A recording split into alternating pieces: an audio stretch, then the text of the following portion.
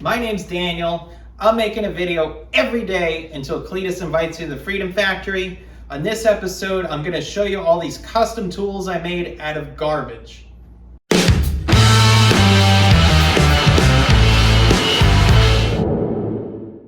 You can waste a lot of money really quickly at the Snap-on truck, the Matco truck, or even at Harbor Freight. It's a little cheaper, but you can still spend a lot of money really quick.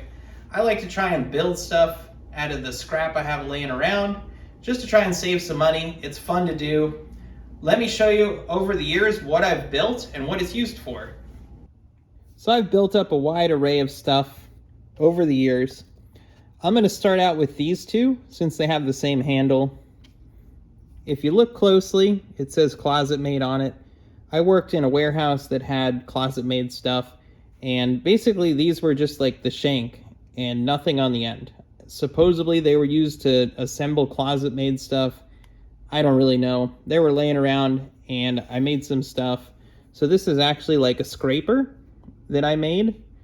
I just took a piece of thick metal and ground it into a scraper, so that way I had a heavy duty scraper. And it's worked pretty well. The handle's a little bit bent. I don't know if you can see that, but that's been a cool little tool. I've actually used that quite a bit.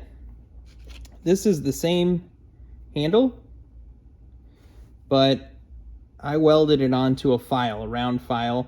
This was also, the file was laying around, kicking around the warehouse under a pallet or something like that, and then I found this handle and I just welded them together. I didn't have, there's handles you slide on them, I think.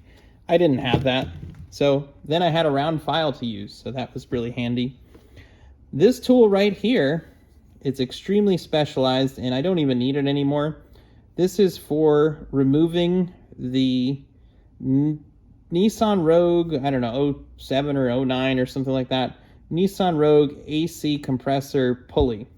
So on the Rogue we had, the AC compressor clutch pulley would go out every year, and you either had to buy a whole new compressor for $1 bajillion, or there was some random Chinese Amazon clutch that you could get for $40 that would only last a year. So I made this tool the first time, very crudely. I think I used the stick welder, or not the stick welder, the flux core. And I made a really simple tool. I actually used it about 3 times before the car finally didn't work anymore and we got rid of it. And yeah, I don't know, it might work on other things. I just haven't found any uses. I really haven't used that one lately.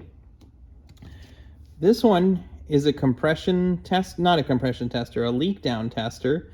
There's no gauges or anything associated with this. I just wanted to check for blow by, I believe. I wanted to just see how much there was.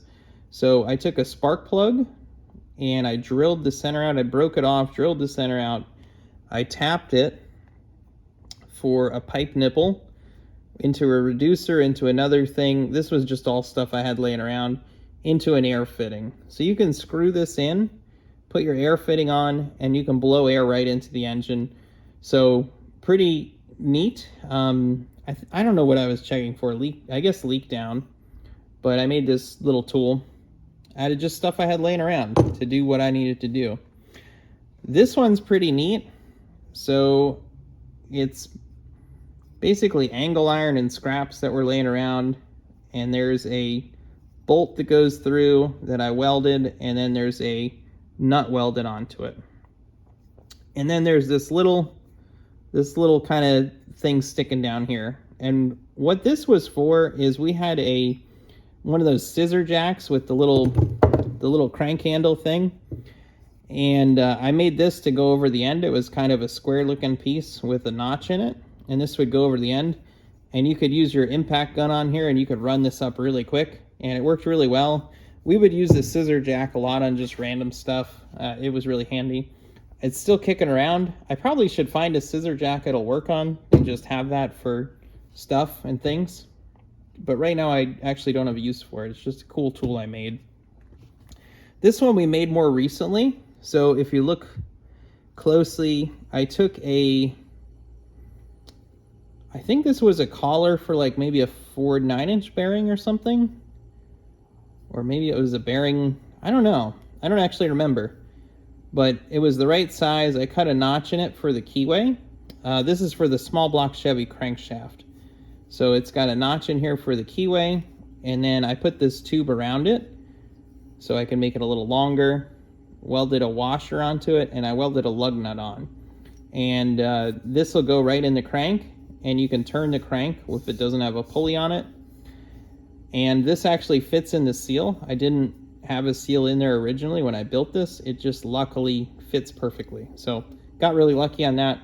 Cool little tool. It's in my small block Chevy 350 engine build video series. We made that. That's a really neat tool. And then these two are also from the small block Chevy. So this I made for the valve springs. So you put the shaft through here and you put a nut on there, and then you can push down on the valve spring so you can get the keepers out. So it's a piece of tube to a piece of flat stock with a hole in it.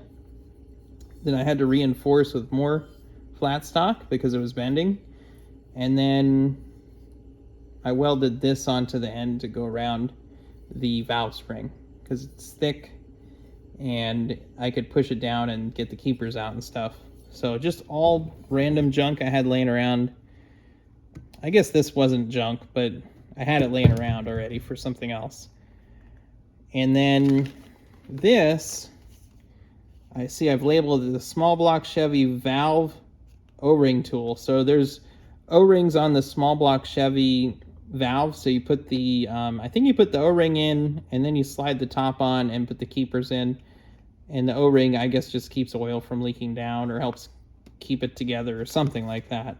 So what I did is I cut this and I did expand it a little with some heat so it was even. This is for RTV. It's one of those things that comes with it.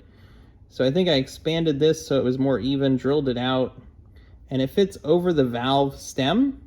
So you put your little O-rings on, stick it over the valve stem by hand, and then you can push this and you can push it in, and then you can get it into place, and then you put your keepers on, and then you can release your valve spring tension. So it was just a little tool to make that a lot easier. If you put a pick tool in there, you end up breaking these little O-rings and stuff. So that was just some redneck ingenuity, but now it's a dedicated tool for when I have to do that again. I hope you guys thought those tools were kind of neat. I do have some other things that are at my parents' house. I have a third member like jig that I built. So you could either put it in the vise or you could put it in the engine stand. And you could work on your third member, so like a Ford 9-inch third member or like 8 3/4 Mopar or a Toyota one. All of those would fit in there. It's adjustable, and it's just a cool way to be able to work on it somewhere, either in the vise or the engine stand.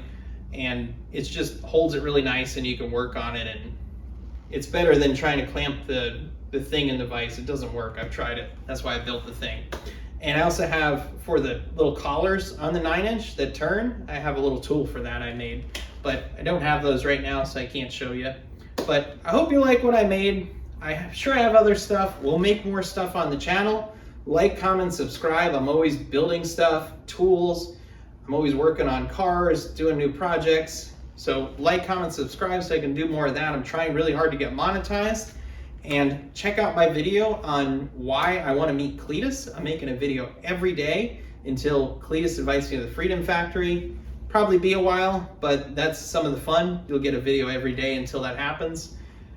And check out my other videos. I do cool stuff. And I will see you guys tomorrow because I make a video every single day.